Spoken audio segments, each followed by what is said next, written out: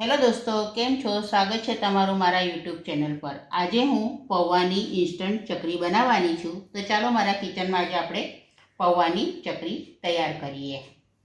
હવે એક નાનો ઝારો લીધો છે, હવે એના પર આપણે ચકરી પાડીશું।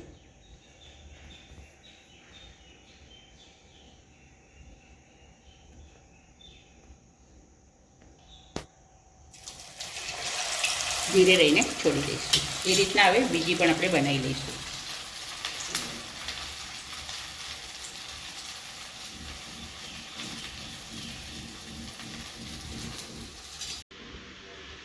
મેં એક નાની તપેલી ભરીને જાડા પૌવા લીધા છે, એ હવે આપણે મિક્સીમાં ગ્રાઇન્ડ કરી લઈશું।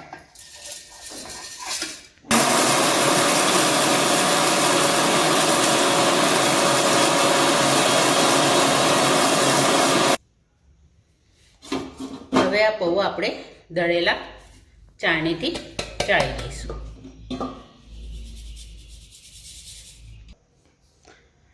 એક તપેલીથી મેં દાળિયા લીધા છે, આપણે જે ચેવડામાં વાપરીએ છીએ એ દાળિયા। હવે આપણે એને પણ આપણે પીસી લઈશું।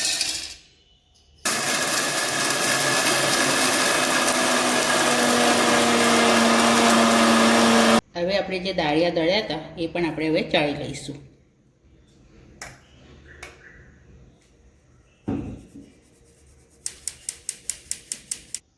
હવે એ જ તપેલીના માપથી આપણે ચોખાનો લોટ લઈશું, એટલે ત્રણેયનું માપ સરખું જ રાખવાનું છે।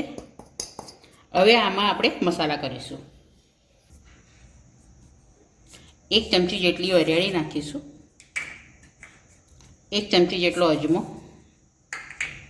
2 ચમચી જેટલા તલ,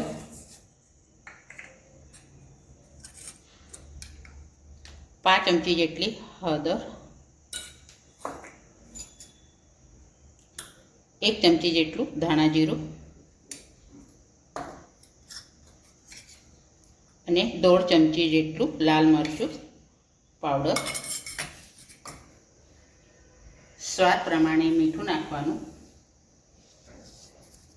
અને 5 ચમચી હિંગ નાખવાનું। હવે બધો મસાલો નાખી દીધો છે, હવે બધું આપણે મિક્સ કરી લઈશું।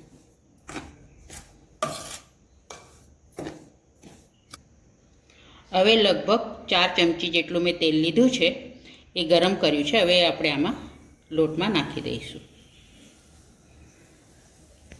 ગરમ છે એટલે આપણે ચમચાથી હલાવી લઈશું।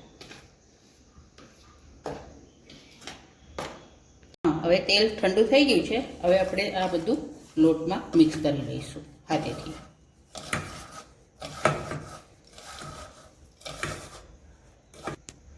હવે આમાં ગરમ કરેલું પાણી થોડું થોડું કરીને આપણે નાખીશું।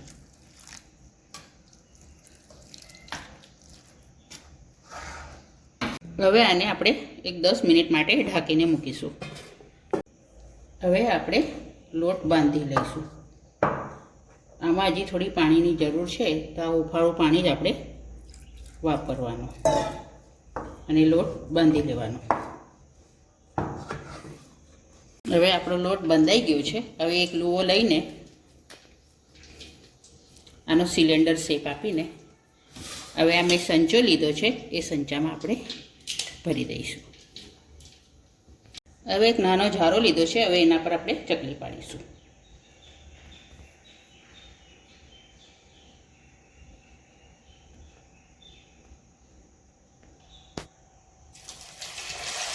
ધીરે રહીને છોડી દઈશું। એ રીતના હવે બીજી પણ આપણે બનાવી લઈશું।